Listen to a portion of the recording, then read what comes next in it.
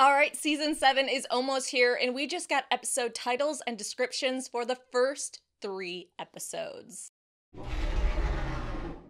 Warning, this video does have spoilers. Besides the episode titles and descriptions, I will be using leaked materials to talk about the titles and descriptions, so if you're trying to stay spoiler free, just avoid this video in general just to be safe. The first episode will be called Dragonstone. Without even looking at the description, we can all guess why. Daenerys arrives with her fleet at Dragonstone. But let's actually look at the description. Jon organizes the defense of the North. Cersei tries to even the odds. Daenerys comes home. So right off the bat, we can guess Dany gets to Dragonstone with no resistance. There is no fighting or very little, and she gets to Dragonstone or her family's home in relatively one piece. I've talked extensively about this and how big of a moment this will be for Dany, which is also why they keep showing us all this footage and photos of her at Dragonstone. They want us to feel how big of a deal it is for her to be where her family had lived for hundreds and hundreds of years, where Aegon I lived before he began his conquest of the Seven Kingdoms. Jon organizes defenses of the North. Jon is king in the North, but that doesn't mean everyone is going to be completely on board for working together. There is likely still tension between the houses in the North. You sided with the Boltons, or your now dead lord did. You didn't come to Jon's aid when he called for it.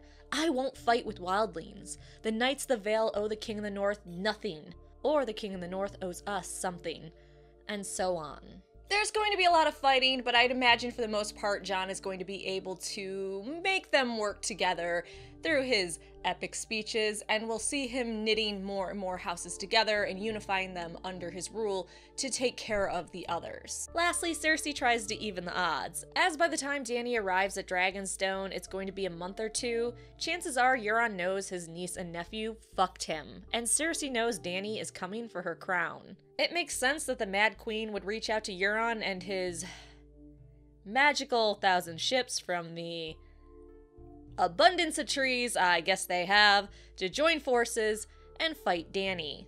Silly Cersei has lost all her kids / heirs and needs a new husband. I doubt the Seven Kingdoms would be okay with her marrying Jaime, even though she did kill a fuck ton of followers of the faith. So she needs a new husband that isn't Jaime. Euron wants to control the Seven Kingdoms. This is a win-win, especially since Cersei thinks she's going to use her power to get Euron to be her little bitch boy, and Euron thinks he's going to use his huge dick to trick Cersei, and then he'll just murder her and take the throne anyways.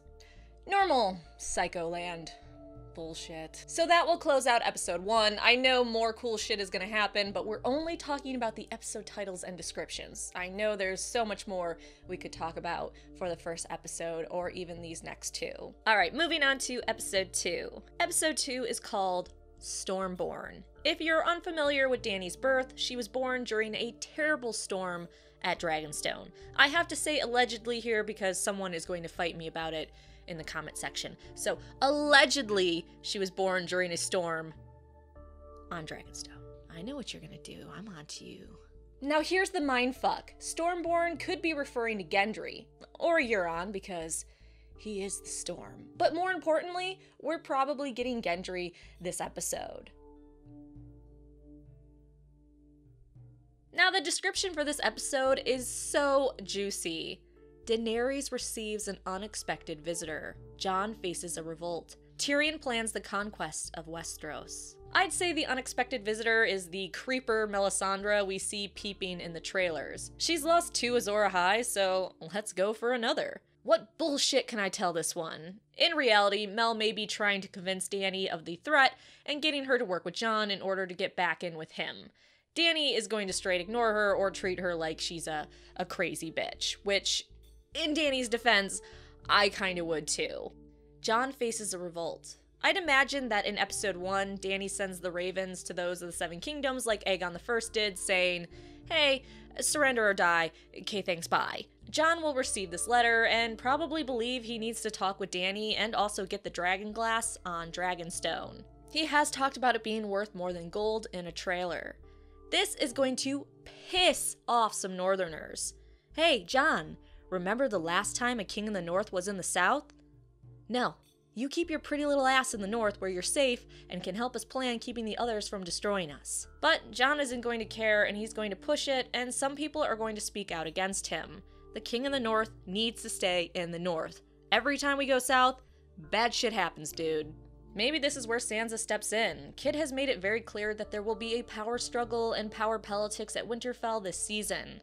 Maybe some push for the true blood heir. On the other hand, this could be about Jon forgiving the Umbers and Karstarks for what they did, and or having an alliance with the Wildlings. The dishonor of the Umbers and Karstarks and working with them could really fire up the Northerners. We already know that if they don't feel like they're getting justice from their lord or the person leading them, they will likely disrespect you and not want to follow you. That was an issue Robb ran into. And we also know the Northerners hate the free folk, so that could also set them off. Also, maybe Littlefinger tries to get the Knights of the Vale to push Sansa as the queen, and there's some disagreements about it. The Vale saying we won't serve Jon, but Sansa. Though really they should be serving Sweet Robin, but I'll move on.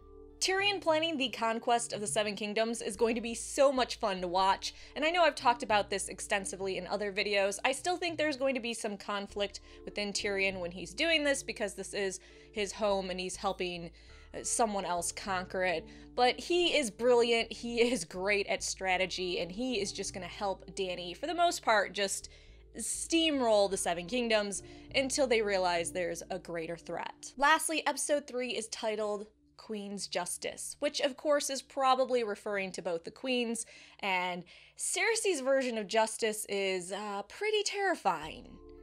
Of course, if I think about it, so is Dany's. The description is, Daenerys holds court, Cersei returns a gift, Jaime learns from his mistakes. This description has me tinfoiling so hard. I hope the gift is Dany offering some sort of land or marriage agreement to Cersei if she surrenders the throne, which is just going to piss her off so bad. Get ready for that bitchy sneer I just love so much. On the other hand, Euron could give her the gift of the Sand Snakes who murdered her daughter, and then she's going to give them the Queen's Justice of executing them. And we're all going to miss those talented, beautiful young ladies that added so much to this show. On the other hand, I hope that the Queen's Justice for Cersei is her sending Jaime to deal with Highgarden for daring to rebel against the crown. I'm assuming holding court means that the people close to Dragonstone will come before her to talk with her, swear fealty, or share grievances. As they have said, time will move very, very fast this season. I could see some nearby lords already getting the letter and coming to her. The actor said the speed of the show this season is intense and like nothing we've seen before. So between some episodes, we could see days or weeks pass, even months. Though I doubt months.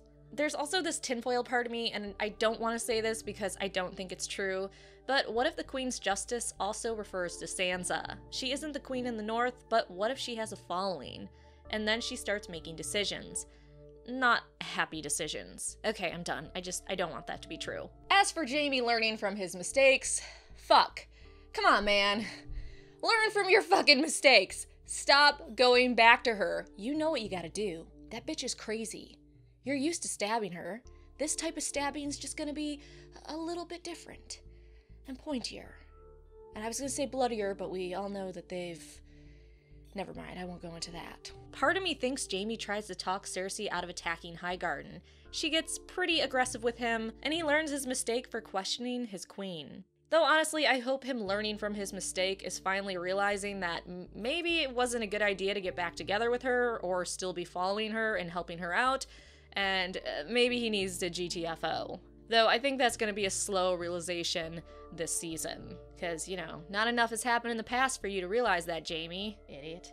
But I do think Jaime is going to think that he has some sort of power over Cersei, or maybe has as much power as her, and he's going to try to advise her, and she's going to shoot him down, and just try to do what she wants, and he's going to learn from the mistake of thinking he has just as much power as her, or that she'll actually listen to him. So that is enough tinfoiling for today, but let me know, what is your craziest theory based off these episode titles and descriptions? Let me know in the comment section down below. Please like the video, subscribe, and come back for more videos.